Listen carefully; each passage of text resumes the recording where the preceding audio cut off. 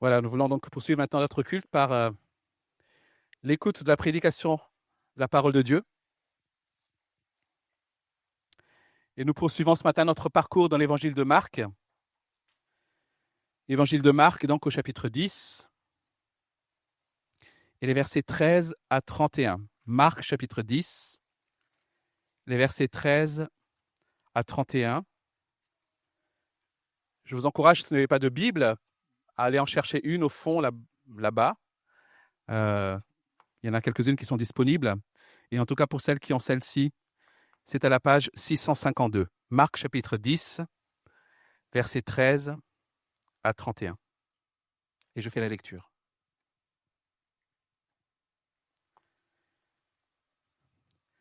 Des gens lui amenaient des petits enfants afin qu'il les touche, mais les disciples leur firent des reproches. Voyant cela, Jésus fut indigné et leur dit : « Laissez les petits enfants venir à moi, et ne les en empêchez pas, car le royaume de Dieu est pour ceux qui leur ressemblent. Je vous le dis en vérité, celui qui n'accueille pas le royaume de Dieu comme un petit enfant n'y entrera pas. » Puis il les prit dans ses bras et les bénit en posant les mains sur eux. Comme Jésus se mettait en chemin, un homme accourut et se jeta à genoux devant lui. « Bon maître, lui demanda-t-il, que dois-je faire pour hériter de la vie éternelle ?» Jésus lui dit : « Pourquoi m'appelles-tu bon ? Personne n'est bon si ce n'est Dieu seul. Tu connais les commandements. Tu ne commettras pas l'adultère, et tu ne commettras pas de meurtre, tu ne commettras pas de vol, tu ne porteras pas de faux témoignages, tu ne feras de tort à personne. Honore ton père et ta mère. » Il lui répondit : « Maître, j'ai respecté tous ces commandements dès ma jeunesse. » L'ayant regardé, Jésus l'aima et lui dit : « Il te manque une chose. Va vendre tout ce que tu as, donne-le aux pauvres et tu auras un trésor dans le ciel. Puis viens, charge-toi de la croix et suis-moi. » Mais l'homme s'assombrit à cette parole et s'en alla tout triste, car il avait de grands biens. Regardant autour de lui, Jésus dit à ses disciples qu'il est difficile à ceux qui ont des richesses d'entrer dans le royaume de Dieu. Les disciples furent effrayés de ce que Jésus parlait ainsi. Il reprit : « Mes enfants, qu'il est difficile à ceux qui se confient dans les richesses d'entrer dans le royaume de Dieu.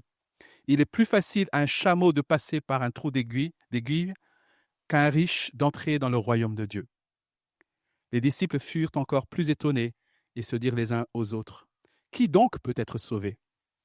Jésus les regarda et dit : « Aux hommes cela est impossible, mais non à Dieu, car tout est possible à Dieu. » Alors Pierre lui dit : « Nous avons tout quitté et nous t'avons suivi. » Jésus répondit : « Je vous le dis en vérité, personne n'aura quitté à cause de moi et à cause de la bonne nouvelle sa maison ou ses frères, ses sœurs, sa mère, son père, ses enfants ou ses terres, sans recevoir au centuple dans le temps présent des maisons, des frères, des sœurs, des mères, des enfants et des terres, avec des persécutions, et dans le monde à venir, la vie éternelle. Bien des premiers seront les derniers, et bien des derniers seront les premiers. » Jusqu'ici, la lecture de la parole de Dieu. Prions. Notre Dieu, éclaire-nous par ta parole. Donne-nous l'intelligence pour la comprendre. Remplis-nous de ton esprit, Seigneur, pour recevoir ce que tu as à nous dire, pour l'appliquer, pour serrer cette parole dans nos cœurs. Dans le nom de Jésus-Christ. Amen. Connaissez-vous le syndrome de « on ne sait jamais » ? Alors c'est normal que vous ne connaissez pas puisque j'ai inventé ce nom, mais je pense que vous comprenez le concept. Cela consiste à toujours avoir une double sécurité. Vous savez, le double de la clé de la voiture chez la mamie ou chez le voisin, parce qu'on ne sait jamais. Imprimer le billet de train même si on a l'appli, ou imprimer le billet d'avion, parce qu'on ne sait jamais. Qui est coupable ? Lorsqu'on voyage, on va remplir la valise de plein d'on ne sait jamais. Ça nous fait sourire, mais je crains malheureusement que c'est souvent de cette manière que nous considérons notre relation à Dieu. Non comme notre tout, mais comme une sécurité supplémentaire parmi tant d'autres, parce qu'on ne sait jamais. Mais ce n'est pas cela, suivre Jésus, les amis. Soit il est notre tout, soit il n'est rien du tout. Voilà ce que nous dit le texte de ce matin. Soit Jésus est notre tout, soit il n'est rien du tout. Et dans ce passage, Jésus, d'une manière, par la réponse qu'il apporte à ces deux situations que nous avons lues, répond en quelque sorte à la question « Qui peut entrer dans le royaume de Dieu ?» Dans le premier récit, il est question du royaume de Dieu, dans le deuxième, de la vie éternelle, mais nous comprenons qu'il s'agit ici de la même chose. Qui peut entrer dans le royaume de Dieu? Et la réponse que Jésus va apporter à cette question est finalement résumée à la fin de ce passage. Bien des premiers seront les derniers, et bien des derniers seront les premiers. Les critères du royaume de Dieu sont à contre-courant des valeurs de notre monde. Celui dont l'État était peut-être le moins enviable selon ce monde est celui qui est à même d'être reçu dans le royaume. Et à l'inverse, celui dont l'État semble être le plus enviable dans le monde est celui qui a le plus de mal à recevoir le royaume. Et Jésus enseigne à tous ceux qui veulent le suivre et à chacun de nous ce matin, qui voulons le suivre ou qui disons le suivre. Jésus dit à tous ceux-là ce matin ce qu'ils doivent imiter, ce qu'ils doivent rejeter et ce qu'ils doivent croire. La première chose donc qu'il nous enseigne, c'est ce que nous devons imiter, ce que ses disciples doivent imiter, à savoir la dépendance à Christ. Versets 13 à 15. Au verset 13, nous lisons que des enfants sont donc amenés à Jésus afin qu'il les touche, dans le sens où afin qu'il leur impose les mains. C'est en quelque sorte une présentation d'enfants de cette époque. Ses parents ou ses enfants voulaient être bénis par Jésus. Et les disciples de Jésus, qui ne comprenaient pas l'importance de ce qui est en train de se passer, vont empêcher les enfants et donc leur famille certainement d'approcher Jésus parce qu'ils estiment certainement que Jésus a mieux à faire que de bénir ses enfants. Et Jésus va s'indigner de leur réaction. Et il va en profiter pour donner un enseignement important au verset 14 en disant « Ne les empêchez pas de venir à moi, car le royaume des cieux est pour ceux qui leur ressemblent. »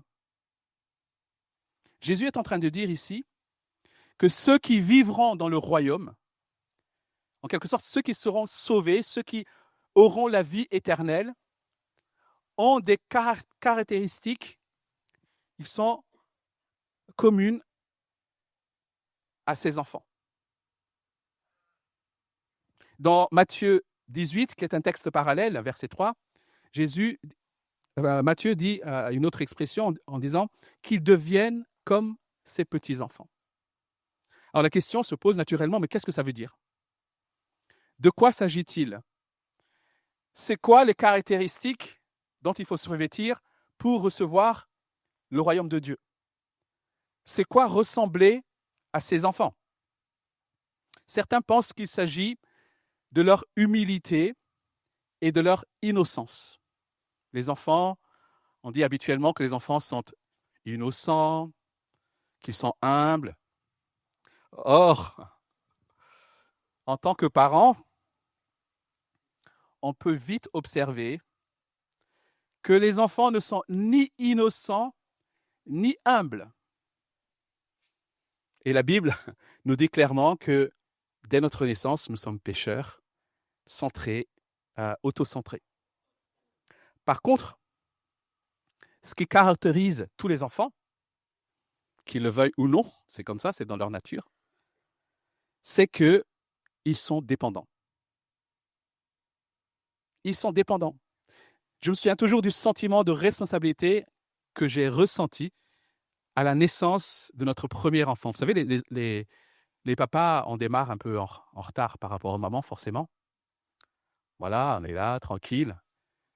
Et puis quand l'enfant est là, j'ai réalisé, mais je vais être responsable de ce petit machin toute ma vie, quoi. Pas toute ma vie, mais j'espère pas. Mais l'enfant est vulnérable. L'enfant est sans force, totalement dépendant de ses parents pour se nourrir, pour se soigner, mais aussi pour l'instruction. L'enfant vient au monde sans rien. Voilà la nature de l'enfant. Voilà ce qui caractérise l'enfant. Jésus montre donc ici que c'est de la dépendance dont il s'agit, comme celle d'un enfant. C'est cette dépendance qui est la qualité nécessaire pour entrer et appartenir au royaume de Dieu.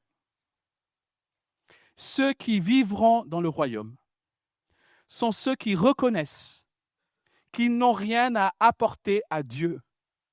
Aucune justice, aucun mérite, aucune force ou capacité, et qui attendent par conséquent tout de lui. La foi véritable implique une dépendance totale. C'est se détourner de soi pour se mettre toute sa confiance en Christ seul. Nous l'avons chanté, nous l'avons redit tout au long de cette matinée. Christ est notre seul et véritable refuge et secours.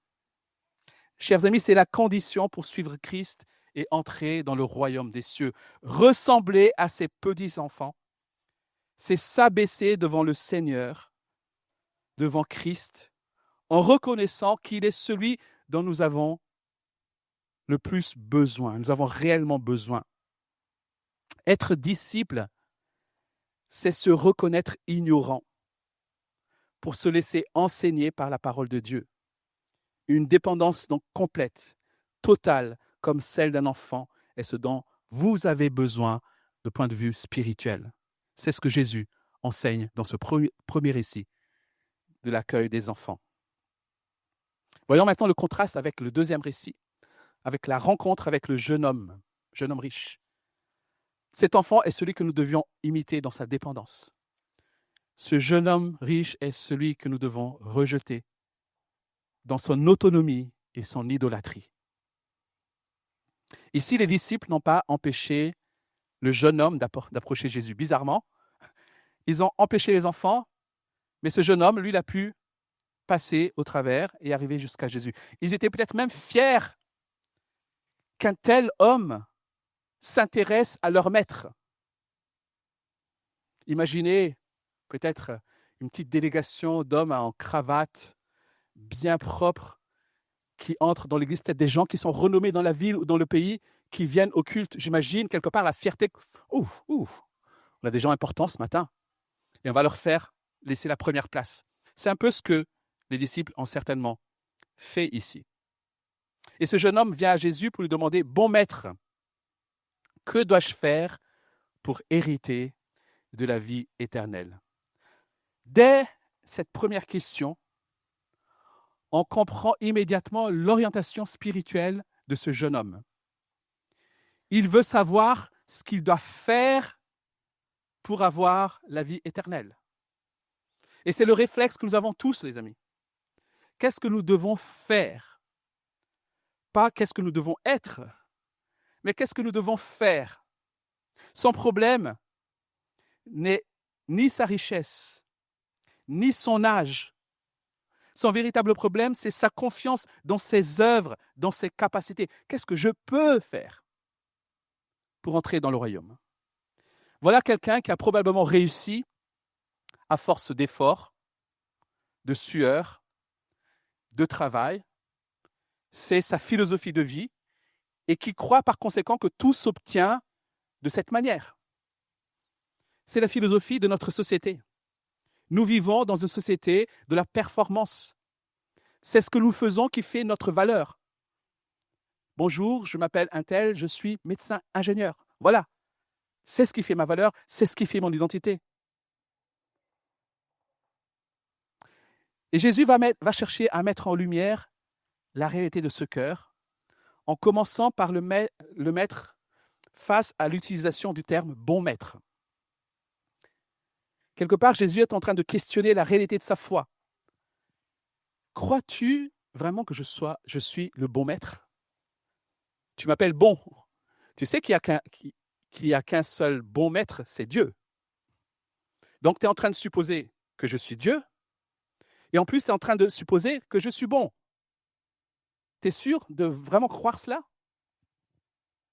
Finalement, c'est la question qui nous est posée à chaque fois que nous luttons avec l'obéissance. Croyons-nous qu'il est vraiment bon et digne de confiance? Pose-toi cette question quand tu luttes avec l'obéissance. Crois-tu vraiment que celui qui te demande ces choses est un bon maître et qu'il est le Dieu créateur de toutes choses? Puis Jésus va aller sur le terrain du jeune homme, celui des commandements, dont il va en énumérer quelques-uns. Et on imagine ici l'enthousiasme du jeune homme. Il est en train de se dire, mais ça y est, il est en train de dire exactement ce que je peux faire. Donc ça y est, la porte du royaume est ouverte. Content d'être sur un terrain qu'il pense maîtriser, il répond, Maître, j'ai respecté tous ces commandements dès ma jeunesse. Verset 20. Ce jeune homme n'a aucun doute sur sa propre justice. Il est persuadé de tout faire parfaitement comme il faut. Et Jésus va alors le confronter plus ouvertement. Il te manque une chose. Va vendre tout ce que tu as, donne-le aux pauvres et tu auras un trésor dans le ciel, puis viens et suis-moi.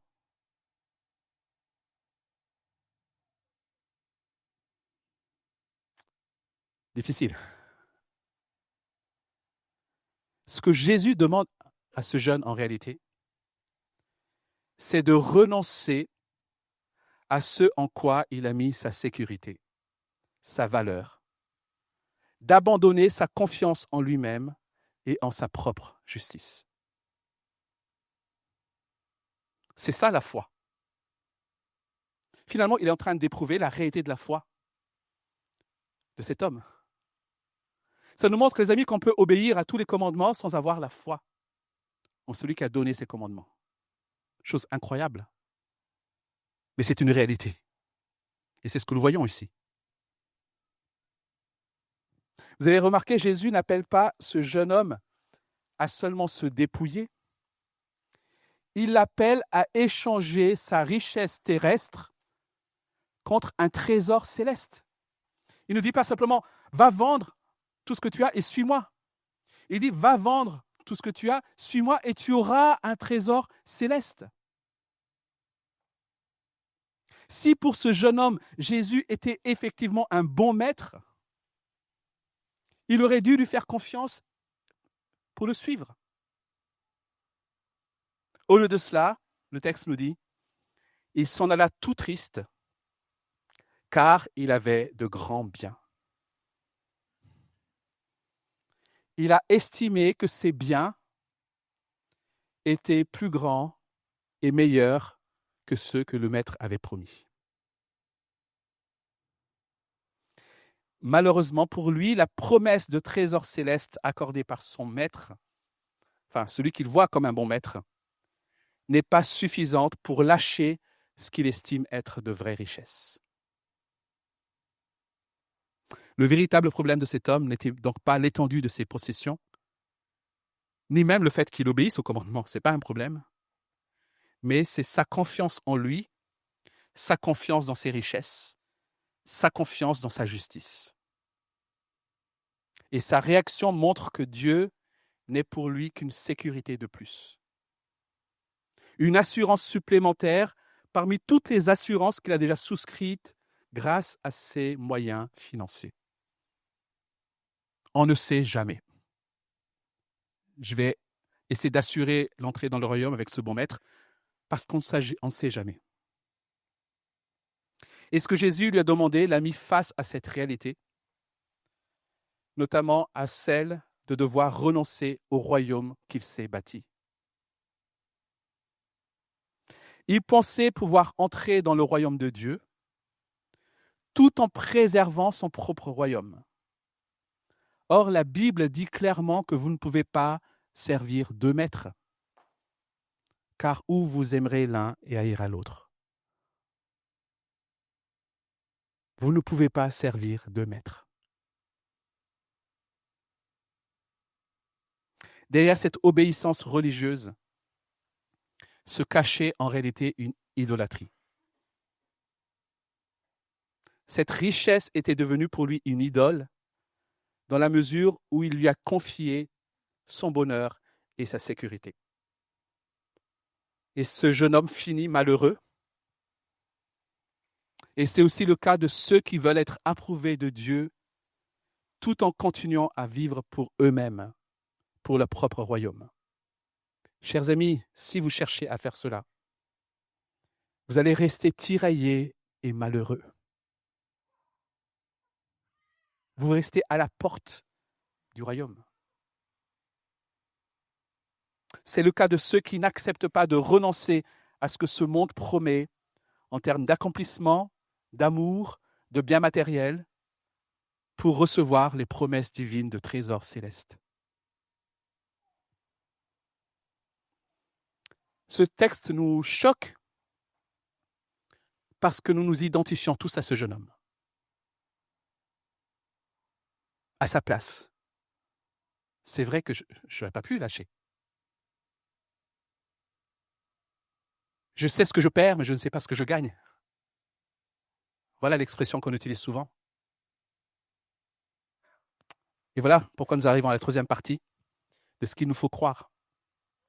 Un avertissement et une promesse. On imagine le trouble, la déception des disciples suite au départ de ce jeune homme. Ils pensaient certainement, encore une fois, que peut-être que ce jeune homme allait les rejoindre, allait faire partie des disciples, et voilà que le jeune homme repart tout triste. Et Jésus va saisir cette occasion pour enseigner à nouveau les disciples. Au verset 23, Jésus dit qu'il est difficile à ceux qui ont des richesses d'entrer dans le royaume de Dieu. Il renforce cela, verset 24. Il est plus facile à un chameau de passer par un trou d'aiguille qu'à un riche d'entrer dans le royaume de Dieu. Alors, il faut comprendre qu'à l'époque de Jésus, pour la plupart des gens, la richesse et le succès matériel étaient une preuve de la bénédiction et de la faveur divine.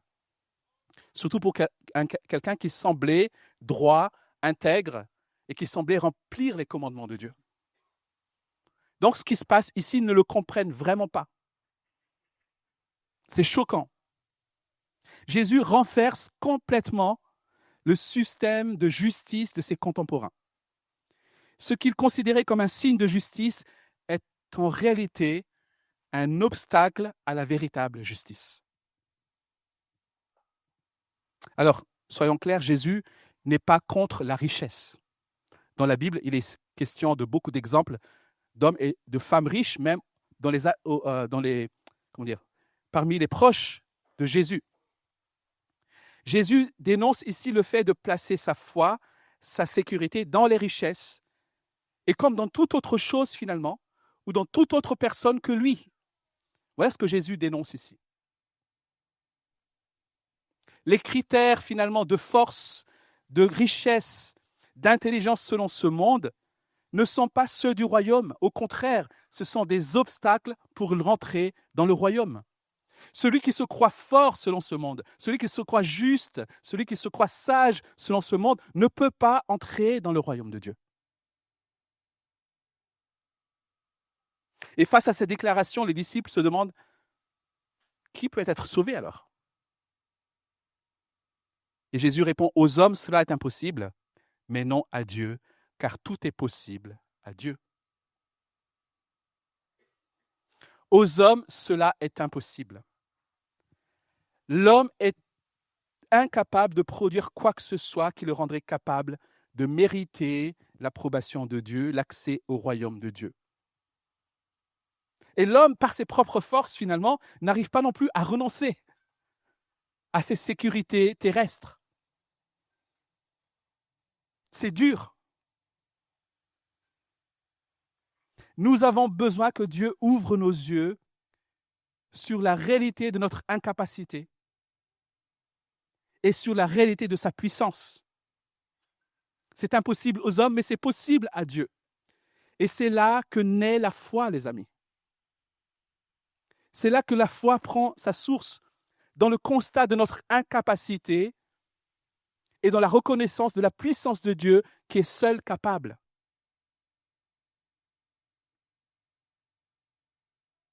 Et c'est uniquement de cette manière que la foi peut naître.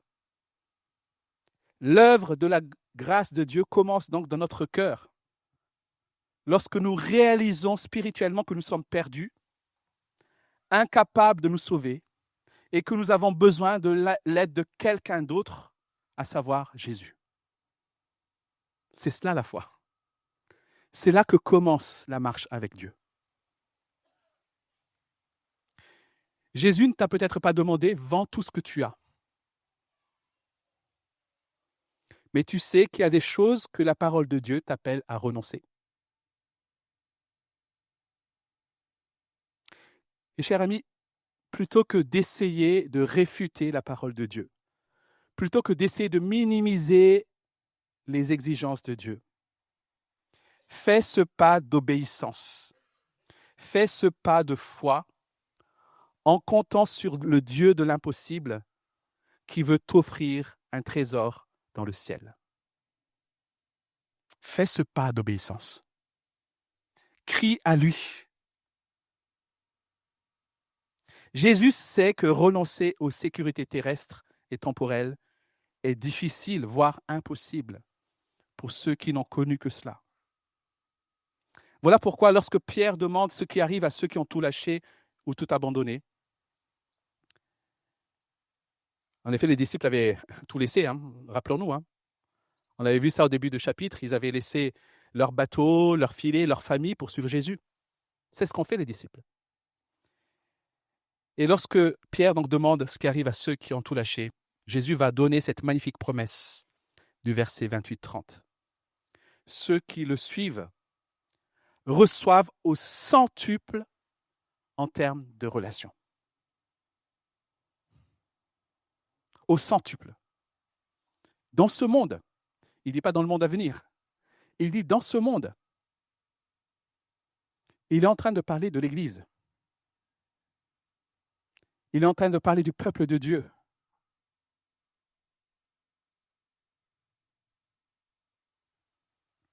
Cela nous montre, les amis, que suivre Jésus, c'est entrer dans de nouvelles relations avec son peuple. Mais malheureusement, beaucoup de chrétiens ne comprennent pas cela. Ils se privent de ce que le monde offre et ils ne profitent pas pleinement de ce que le royaume offre. Ils sont le plus malheureux des hommes, dit l'apôtre Paul. Et ce n'est pas tout. Au jeune homme, Jésus a proposé d'échanger ses richesses terrestres avec le trésor céleste. Jésus propose d'échanger nos fausses sécurités destructrices par un royaume de paix, de joie, de justice et d'amour. Là encore, notre foi est engagée. Crois-tu vraiment cela? Au fait, tant que nous n'avons pas pleinement renoncé, nous ne pourrons pas pleinement apprécier. Et on a beaucoup de gens, quelque part, qui disent « Ok, je vais essayer de voir ce que Jésus propose, mais tout en gardant sa sécurité au cas où. » Mais ce faisant, ils ne goûtent pas pleinement à ces trésors célestes. Et puis ils se disent « Oh, mais ce n'est pas si chouette que ça. » Et lâchent. Ils reviennent en arrière. Ce que Jésus demande ici, c'est un engagement de la foi. Vas-y. Tu ne sais pas ce qu'il y a derrière. Je te dis qu'il y a un trésor céleste. Mais franchis cette porte. Fais-moi confiance. Mais Jésus ne fait pas que ça ici.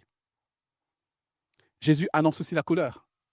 Il dit certes, ils recevront toutes ces relations au centuple, mais avec cela, ils recevront aussi la persécution. C'est moins sympa. Mais c'est bien vrai. Cette persécution, elle est le signe et la démonstration même qu'ils sont réellement unis à Christ, qui a été rejeté, persécuté.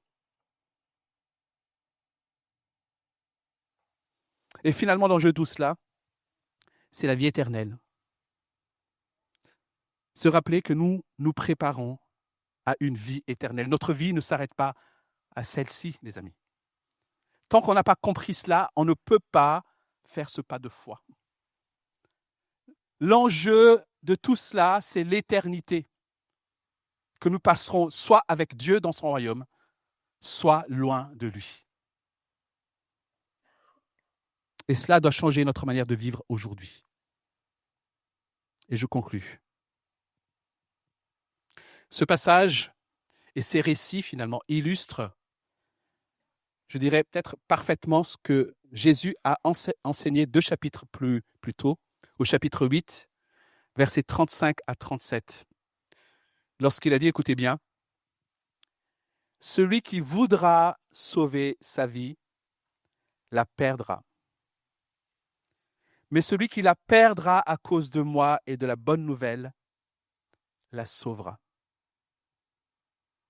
Et que servira-t-il à un homme de gagner le monde entier s'il perd son âme?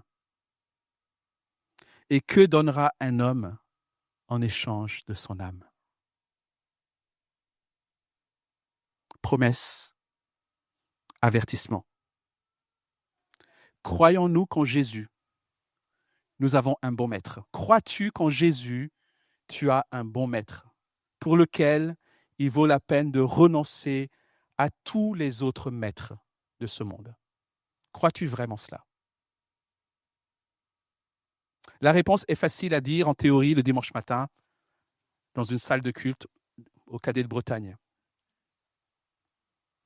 Mais en pratique et au quotidien, c'est loin d'être le cas. La bonne nouvelle que nous recevons ce matin, c'est que nous n'avons pas besoin de faire semblant d'y arriver. Et nous n'avons pas besoin de nous dire que nous avons les forces pour cela.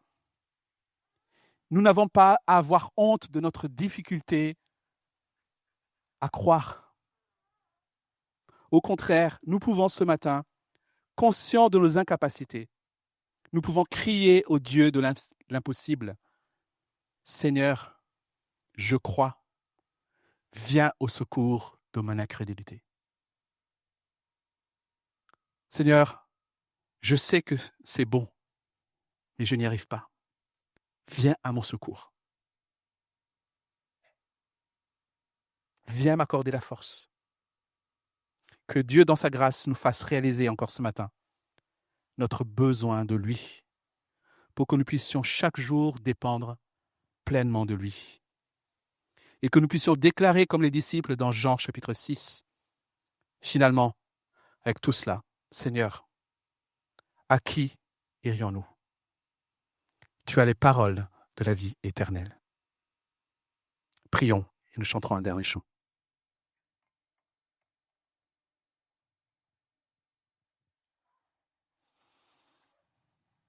Seigneur, nous sommes souvent hypocrites.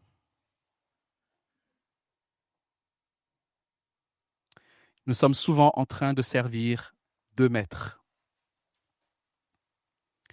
Nous sommes souvent en train de bâtir nos propres sécurités dans ce monde, tout en prétendant mettre notre confiance en toi.